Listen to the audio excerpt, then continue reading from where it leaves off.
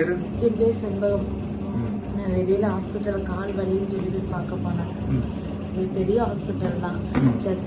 செக்கப்புக்கு போனேன். நியூரோ பார்த்தேன், ஆர்த்தோ பார்த்தேன், டொமட்டாலஜி பார்த்தேன், எல்லா பக்கமே பார்த்தேன்.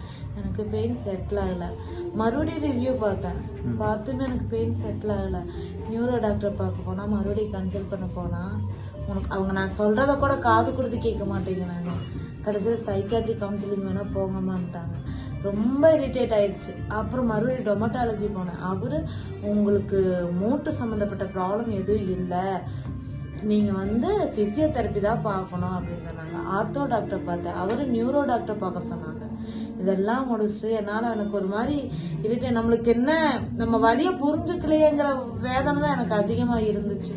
உண்மையாலுமே எங்கள் ரிலேட்டிவ் சொன்னாங்க, எங்கள் வீட்டுக்காரோட அண்ணா மருமக அவர் சொன்னார், மோனிஷுங்கிற டாக்டர் அவங்க ஃபிசியோதெரப்பி அவங்ககிட்ட வேணா பார்க்குறீங்களான்னு தான் கேட்டாங்க. சரி, எனக்கு அந்த நேரத்தில் சரி அவர் ஒரு டைம் கன்சல்ட் பண்ணி பார்க்கலாம் அப்படின்னு மைண்டுக்கு தோணுச்சு. கண்டிப்பாக சொல்கிறேன், எனக்கு அவர் கடவுள் மாதிரி தான். சீரியஸாக நான் ஹாஸ்பிட்டலில் இருக்கிற ஒரு ஒரு ஒரு தெரிஞ்சவங்க கிட்டலாம் சொன்னேன். அவர்கிட்ட பார்த்து எனக்கு ஒரே நாள் ரிலீஃப் கிடைஞ்சி. காலை இழுத்து நடந்தேன். ஒரு ஃபங்க்ஷனுக்கு போக முடியல, உட்கார முடியல, அவ்வளோ பெயின்ஃபுல்லாக இருந்துச்சு. உண்மைக்குமே நான் எனக்கு ஹாஸ்பிட்டலில் நான் ஒரு டீமாக இருக்காங்க கூட வேலை செய்கிற பொண்ணுங்கள்லாம் தெரிஞ்சவங்க.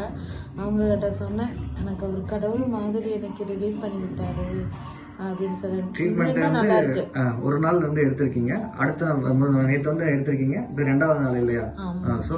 இன்னைக்கு நேத்து எனக்கு பெயின் 3/4 ரிலீஃப் ஆயிடுச்சு.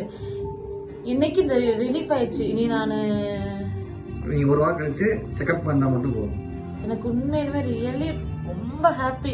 நான் எப்படி நடந்தேன், நான் வேலைக்கே வர முடியாதுன்னு நினைச்சேன். நான் வேலைக்கு போக முடியாது, என்ன பண்ணுவேன், வீட்டில் வேலை செய்ய முடியாது, மேபி ஒரு டிப்ரெஷனே ஆகிட்டேன். நான் என்ன பண்ண போகிறேன் ஃபியூச்சரில் அப்படிங்கிற மாதிரி இருந்துச்சு. சீரியஸ்லி எனக்கு அவ்வளோ ஒரு ஹாப்பி.